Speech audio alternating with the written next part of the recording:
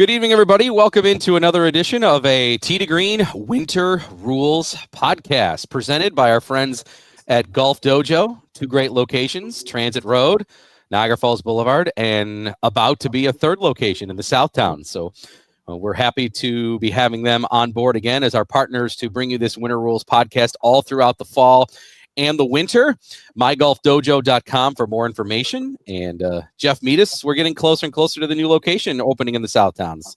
Yeah, exciting. We're looking forward to it. And we're creating a nice new golf academy this year. So there's going to be a lot of teaching options for people that want to get a little bit better at the game and use the TrackMan and come enjoy a great indoor golf experience 24 hours a day in the winter here in Buffalo.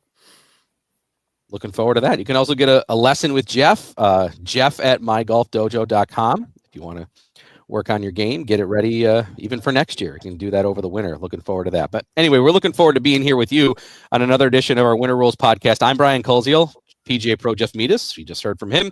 Kevin Sylvester and Jeff Blank, all part of our Tee to Green team. We've been having some amazing weather here. I hope you've enjoyed to continue golf here in Western New York throughout the fall. I know we talked about that a lot during our last podcast, but we got some news from around the Pro Tours that we want to get to first here to start off our Winter Rules podcast, and it involves the GOAT, Tiger Woods. And unfortunately, Kevin Sylvester, not good news. We were hoping maybe we would get to see Tiger at the Hero World Challenge, maybe coming up in about a month or so, but obviously another setback here. Yeah, it was, shocking, disappointing.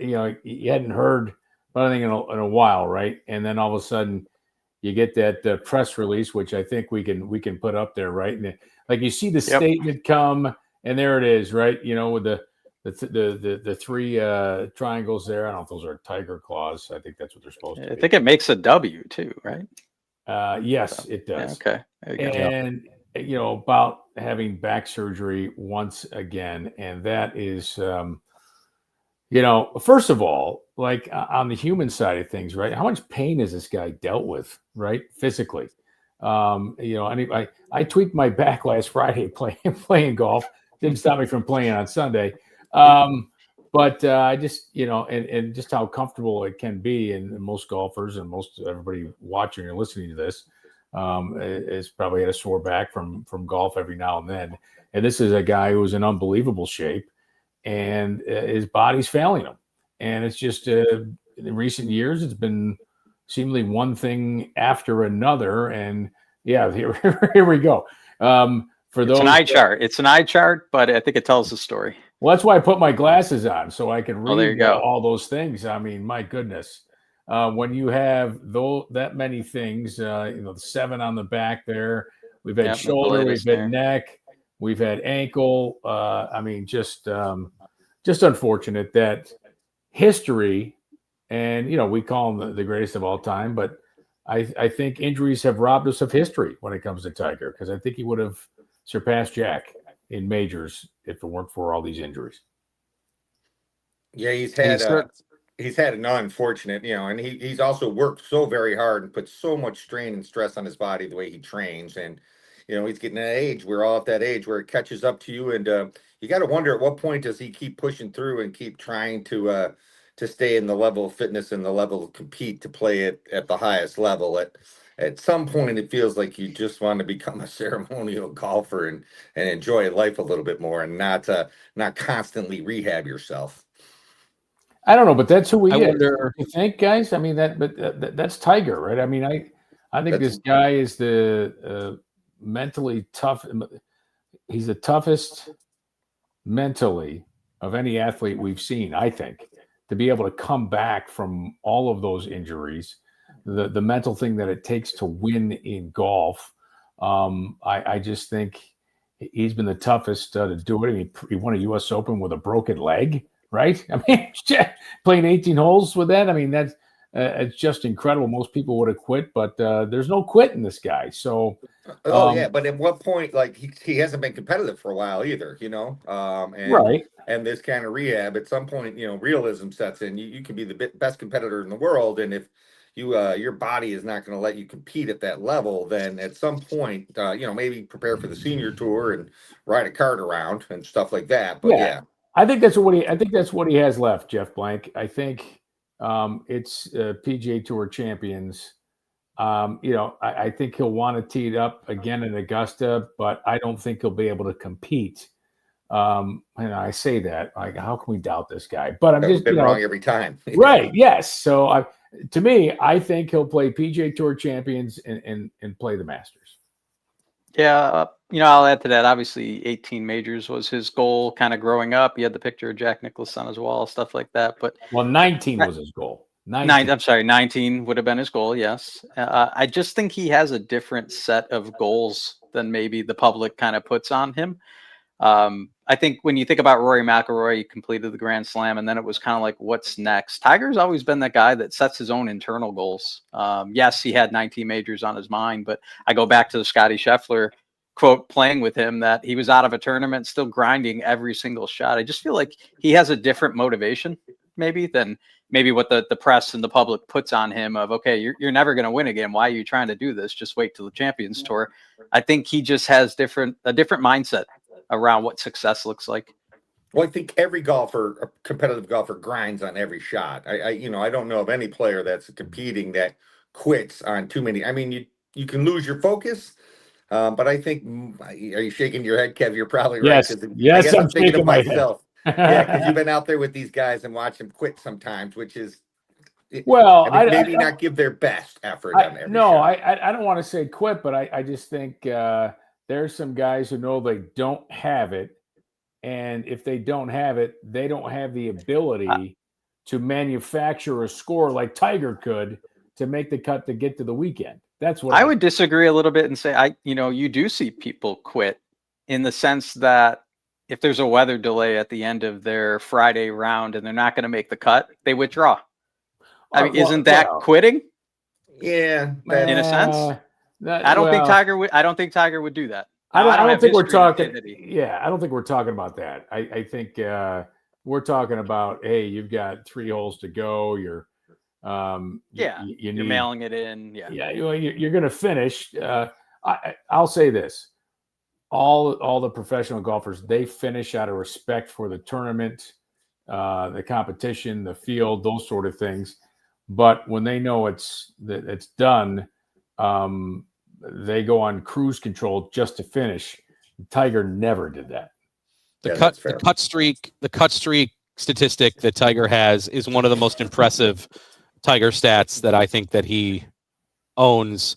And I think that's a testament to what maybe we're all saying here, is that he has a different mentality and that he is someone that's a grinder, whether it's on the course trying to make the cut or whether he's playing one-on-one against somebody that he really wants to beat, or whether he's maybe also figuring that part of his battle with his professional life is with his body and that he just wants to, in the end, still be the winner in the end here. He's still continuing to go back for surgery after surgery to try to figure this out.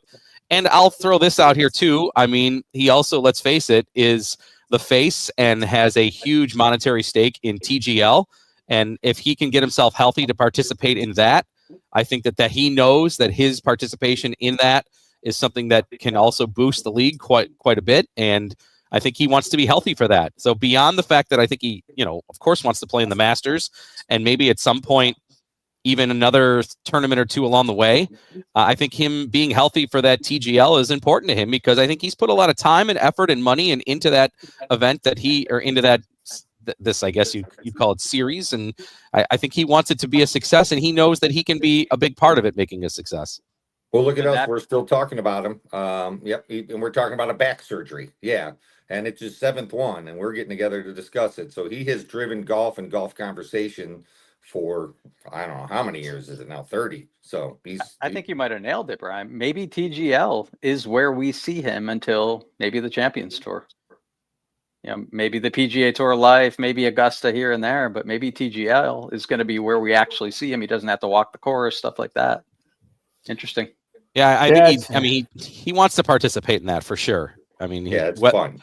That's what that is. It's good for him, and he's got a huge stake in it, and he, along with a few others, they're the ones that brought it to fruition. So I think he knows him being a part of it is a huge help in it succeeding. I'm not saying it can't succeed without him, but I'm saying he obviously is a springboard to make it work. And I think him playing in it, takes it to another level that still can bring eyeballs, just like we're talking about it here right now in the middle of October. We're talking about him when he's playing TGL. There's more attention given to the league itself. Oh yeah, I mean, he's a superstar. He transcends sports. Everybody knows Tiger and who he is, and we all want to see him back competing. But listen, the reality is, to compete on the PGA Tour and with majors, it just doesn't seem realistic. To get his body up there, again, doesn't seem realistic. But again, this is Tiger. If he's ever going to win another tournament, to me, it would be Augusta National, because of the putting, and he'd find a way to sling it around there for 4 days, because he'd be a hands player mostly, Jeff, right? Would you agree? Yeah, it's tough to compete at that age, even if you are a Tiger. That it's tougher as you get older. Your body doesn't move as well. You don't create as much speed, as much power. I mean, you lose it as you get older, and golfers can compete very successfully into their 40s, late mid 40s. There's remember Vijay Singh, how good he was when he was playing, so if he was physically fit and didn't have all of it, I think you'd still see Tiger threatening once in a while, or playing in a lot more events like he loves to. And he loves being around the guys and he loves competing. But I just I've said it before, though. I said it before. Was it 2019? I didn't think he'd ever win again, and I've been wrong about him 100 times, I feel like. And but at some point, Father Time always wins. Well, listen, but 2019, that was what, 3 back surgeries ago. And the car and pre-car accident, right? True. Yeah. So, and let's not forget, he was recovering from a back surgery when he had the car accident, where he, remember that they were contemplating amputating his leg. I mean, it's unbelievable, right? But imagine, by the way, being the doctor saying, "All right, I think we got to amputate his leg," and the other special saying, "This is Tiger." Yeah, I'm not amputating Tiger Woods' leg. No. And they were able to save it, and miraculously, he came back to compete. But it looked tough. It was. Remember, he's playing the Genesis, and just you could see he was in pain. It was a hard watch to see him hobbling around there. I agree. Hey, we got a comment from one of our listeners here from Tea Times on Twitter. He says, I want him, referring to Tiger, I want him to ride off into the sunset and enjoy watching his son play, being with his family, etc. So there's a wish from Tea Times. Thanks for listening. Thanks for the thoughts. He's got an opportunity. Obviously, his son is a high-level high school player at this moment. And, obviously, I would think he's going to get opportunities because he's Charlie Woods, rightly or wrongly. He's going to get opportunities to show if he can be a very good player going forward. So I'm sure that's something that Tiger values quite a bit. Yeah, appreciate the comments, from Tea Times, and anybody listening. If you want to post a comment, we'll show it on the screen, discuss it, but definitely appreciate it. Yep. Hey, by the way, when people comment, I just, for those of you who are familiar, when they have their name and it's all numbers afterwards, does that make them more valid?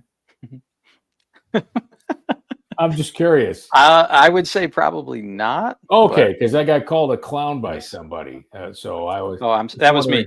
Oh, okay. Right. Yeah, sorry about that. Right. Yeah, that's Blank's. Well, I agree with you. That's Blank's burner account right there. That's right. That's my burner account. Yeah, that's funny.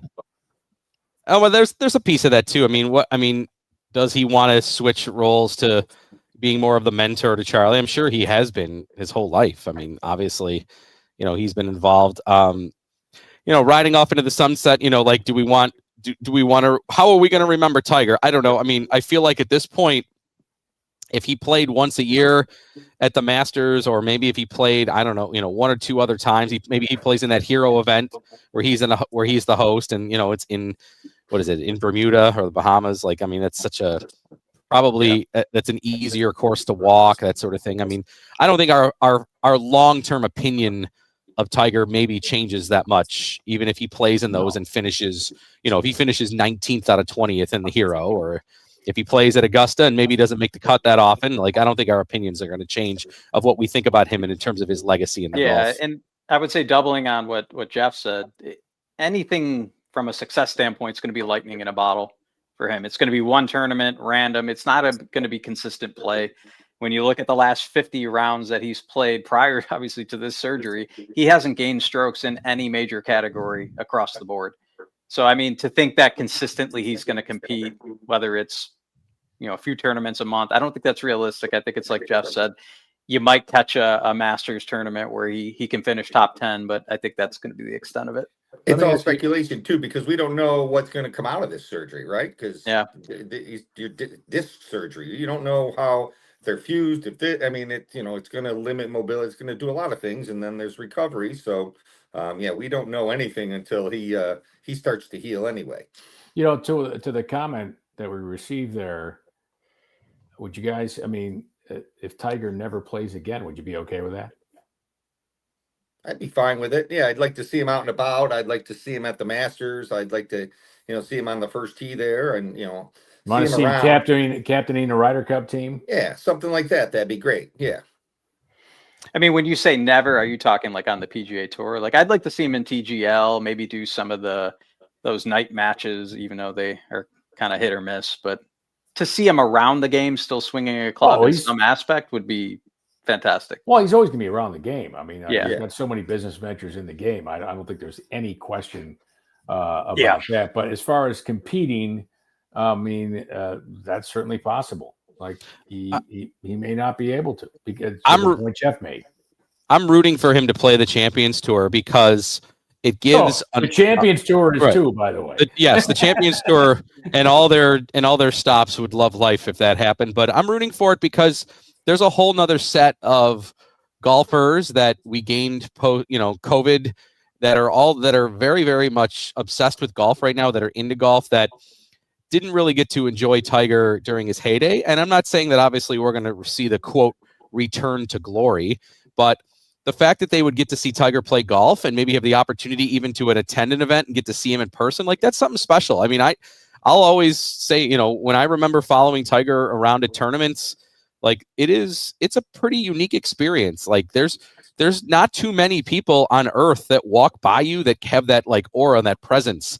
And there are some athletes and there are some, dignitaries and celebrities and politicians and all that maybe have that sort of that way that when they walk by you, you feel like you have, like you're in the company of something really special. And I just remember from watching Tiger on the course, like, that was something that I'll never forget. And I'm hoping that even though it might not be in the grandest scale of a U.S. Open or something like this, or a Masters, if he's able to play in Champions Tour events and maybe he plays in a dozen of them a year, and it's a whole nother set of people that maybe get a chance to go see him up front and in person or watch him on TV, then I'm all for it. And obviously, Kevin, you're right. The Champions Tour people and the PGA Tour that run the Champions Tour would be salivating to have him maybe be in some sense of a regular participant. Well, let me just give you perhaps to wrap this up when it comes to Tiger. When we get the assignments of who you're going to cover on PGA Tour Radio, hey, you're going to be walking with, Rory's group today. Right? Hey, you're excited.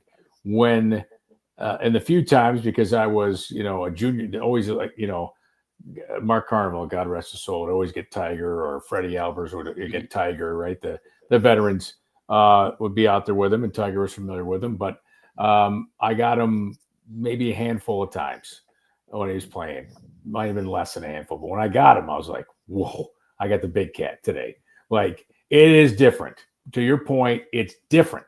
And I mean, it's different than Rory. It's different than Scotty. It was different than Phil. It was Tiger. It was different. And you knew, man, you had to be sharp. And the last thing you wanted to do was back Tiger off of a shot, a putt, distract him in any way, more so than any other player. Not because he would give you just this. It was Tiger. I mean, it's just different. Yeah, I would agree. Yeah, and I got to say, what I love, not to counter that here, but we got another message from our friend T Times here. So he's looking to see Tiger at the PNC and TGL, thinking that's what he should do. his body can't handle the grind anymore. So yeah, I think he nailed it with some of the commentary that we've provided as well there. Yep. Thanks for sharing. Appreciate it. Yeah, appreciate the engagement. All right.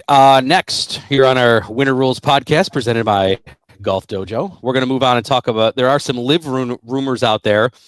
Kevin, we're going to go to you for this here. Obviously, we haven't really seen a major big name leave since John Rahm. So, we're talking over a calendar year here now, 2 years actually. So there are some, we'll call them smaller rumors out there. What are you hearing in terms of maybe some names that maybe might end up leaving either professional golf or the college scene to head, or I'm sorry, the PGA Tour or the college scene to head over to live? Well, so there was a report, it was out last week, and I don't know if it was Golf Dice. So there's so many of these, golf reporting things. But is that, they have players relegated, right, that are out of live, which, hey, if you don't perform well, you're relegated out. So there's room for replacements, if you will. And there's talk out there that agents were trying to get multiple PGA Tour players into live, including some recent winners. The one name that I saw reported was Aldrich Potgieter, right? The young South African who can just send it, right? Longest driver on tour. He can just bomb it. Of course, won the Rocket Mortgage Classic. Now, I think that would be a bad career choice for him, especially having early success. It's to go grab the money. There doesn't appear to be any traction at the moment, but again, who knows? I always think this: loose lips sink ships, right? So people say, well, we don't hear anything about the tour in live. Well, the only way something's going to get done, in my opinion, is if you don't hear anything, if some things are done. And I don't know that that's going on at all. It doesn't seem to be. And I don't think the tour needs it. The tour has the distribution. The ratings have been up, and the PGA Tour University program's done a great job of turning out stars. So if they sign other players, okay. I mean, they're independent contractors. They can decide what they want to do. But all in all, I think we all agree it hasn't really been except for a financial boom, right, to the players who've gone. Other than that, they're hemorrhaging money, aren't they? Yeah, but that's not they're funded by oil, Jeff. They got this huge chest of money over there. I think they knew they weren't going to make any money. Maybe not lose as much as they're losing. And yeah, I think they thought they'd be more successful by now, though, and more drawn more interest. And I feel very little interest from. I teach a lot. I see a lot of people walk through. I never have anybody tell me they watched live or went to a live event or, wow, I can't wait to watch live this weekend on whatever channel it's on. No, I never hear that. I hear people talk about, hey, I'll watch so-and-so, whoever this weekend, and I'm looking forward to that, not never, ever live. I don't see the advantage. Sorry, go ahead, Brian. I was going to say, I don't see some of the strategies behind live wanting to maybe be a counter to the PGA Tour. Like, okay, when is probably the most down time for the PGA Tour? It's during the fall, right?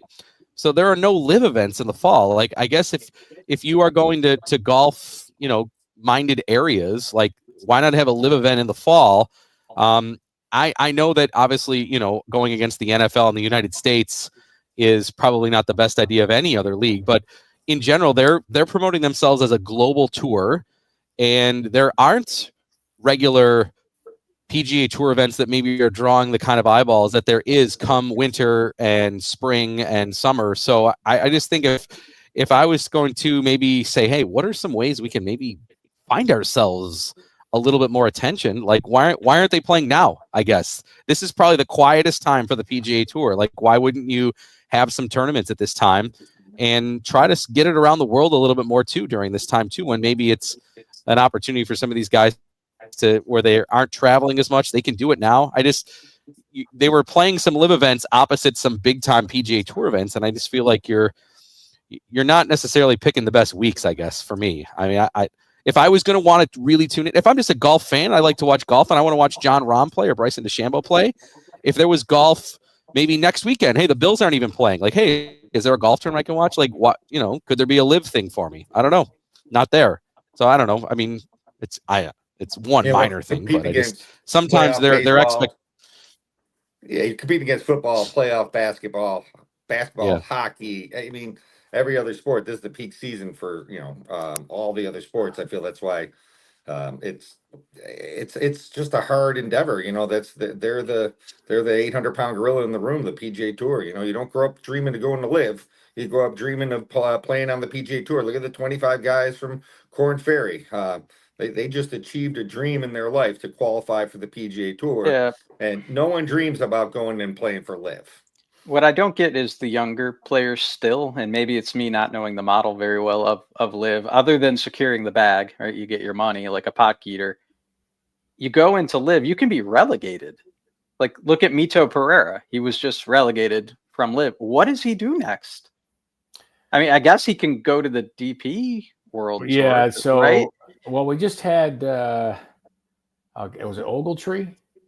Andy Ogletree. There was a player that I think he left live and 2 years ago, and enough time had gone past, and he's able to Monday qualify. Or I don't know, but it's a great point. If you're younger. If you're a young player, you're going in there. Listen, I can understand the business side of money, because it's easier to say. It's easy to sit there and say, well, why would you go? Well, it's easy to say when you never offered that kind of money, right? And when you're promised, hey, don't worry, there'll be pathways to the majors, this thing, like all that stuff that happened before. But if you're looking at it right now, you got to be saying, well, none of that stuff happened. Guys are allowed to play on DP World Tour events, right? Yep. So they can get world ranking points there. So still pathways to get to the majors, but it just seems counterintuitive to what Jeff Mead said, like what you grew up and what your goals were going forward. And by the way, I think, I don't know that anybody cares. Right? Yeah, that's the thing. That's what I'm saying. Nobody cares about live. That's this place. It's like work playing for the Jets. It's where you go to have your career end. Yeah. Absolutely. Hey, a couple of more things here before we go. I want to pick Jeff Meadis's brain. Jeff, we actually were having a discussion this morning. It was at the ECIC high school tournament, but I actually was also discussing this on Sunday morning when we were playing. I wanted to know what you think about how now we're playing with kind of the change in temperature. Like if you tee off at 8 a.m. now, it could be 47 degrees. Mm-hmm. And then maybe by the end of your round, it's 67 degrees. I know, like, can you maybe talk about those are the best days to play? Yeah, they are.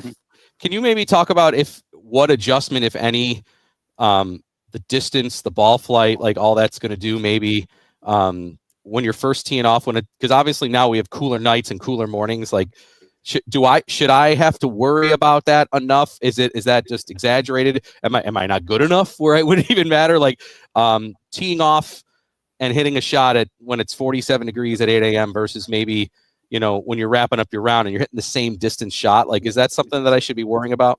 Your ball might go a little shorter in the cooler weather. You do tend to get a bunch of dew on the ground in the morning like that, so you get a little bit of moisture. You got to watch to catch some jumpers once in a while out of that first cut then.